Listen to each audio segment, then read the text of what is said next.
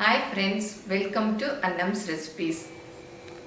இன்னைக்கு அவரைவத்தல் குழம்பு எப்படி செய்யலாம்னு பார்ப்போம்.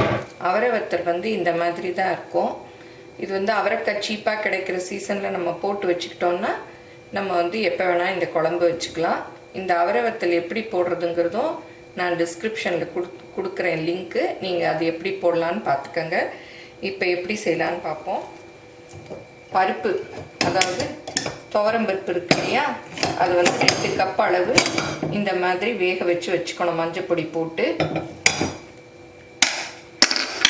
அவரைவத்தல் வந்து சுருங்கி இருக்கும் இல்லையா, காஞ்சு, அதனால அது வந்து அரை மணி நேரம் இந்த மாதிரி தண்ணியில் ஊற வச்சுக்கணும்.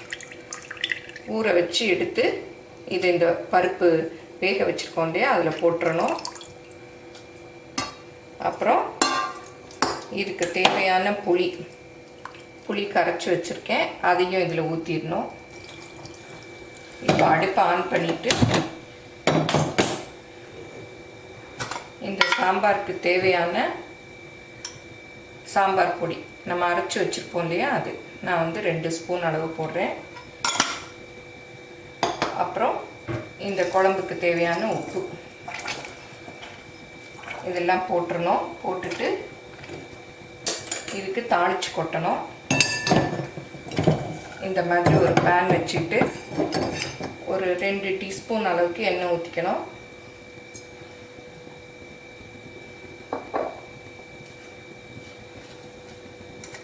இதில் கடுகு 1/4 டீஸ்பூன், உளுத்தம்பருப்பு, சீரகம், கொஞ்சம் வெந்தயம். இப்போ இது நல்லா பொரிஞ்சிருச்சு. கொஞ்சம் பெருங்காயம் போட்டுக்கலாம்.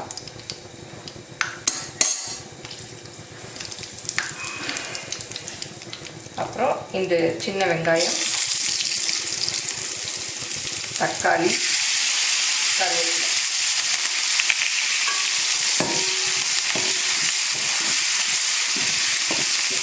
வதக்கிட்டு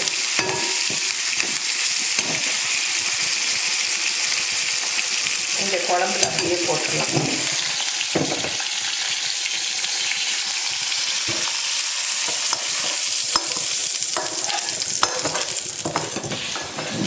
இதுக்கு தேவையான தண்ணியும் ஊற்றி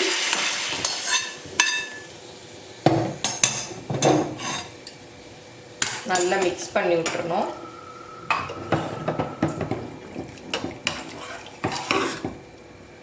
அப்படியே குக்கரை மூடி ஒரு விசில் விட்டுறலாம். இப்போ ஸ்டீம் எல்லாம் போயிடுச்சு. எப்படி இருக்குன்னு பார்க்கலாம். நல்லா வெந்துருச்சு அவரைக்காயெல்லாம். இந்த குழம்பு வந்து ரொம்ப டேஸ்ட்டாக இருக்கும். ஒரு கொதி விட்டுடலாம். ஒரு 5 நிமிஷம் கொதிக்க விட்டால் நல்லாயிருக்கும். குழம்பு நல்லா கொதிச்சிருச்சு பாருங்கள். ஃப்ரெஷ் அவரைக்காய் மாதிரியே இருக்குது. நம்ம அவரை வத்தல் தானே போட்டோம், அது நல்லா வெந்ததும் நம்ம ஃப்ரெஷ் அவரைக்காய் எப்படி இருக்குமோ அதே மாதிரி இருக்குது. நம்ம அவரைக்காய் மலிவாக கிடைக்குது இல்லையா, அப்போ வாங்கி போட்டு வச்சுக்கிட்டோம்னா இந்த மாதிரி காய் இல்லாத சமயத்தில் இந்த குழம்பு வைக்கலாம். அவரைவத்தல் பாருங்கள், இந்த மாதிரி தான் இருக்கும். நம்ம சின்ன அவரைக்காய் வருது இல்லையா, நாட்டு அவரைக்காய், அதில் போட்டோன்னா இந்த மாதிரி ஃபுல்லையுமே நீளமாக போட்டுக்கலாம். பெரிய பட்டை அவரைக்காயாக இருந்தால் மாத்திரம் ஆஃபாக கட் பண்ணிக்கலாம். இப்போ அவரைவத்தல் குழம்பு ரெடி ஆயிடுச்சு. நல்லா பாருங்கள், அவரைக்காயெல்லாம் நல்லா வெந்துருச்சு. இதை சாதத்தோடு சாப்பிட்லாம். இட்லி தோசை கூட தொட்டுக்கிட்டு சாப்பிட்லாம். எல்லோரும் ட்ரை பண்ணி பாருங்கள். பிடிச்சிருந்தால் லைக் பண்ணுங்கள். எங்கள் சேனலை சப்ஸ்கிரைப் பண்ணுங்கள். தேங்க்யூ.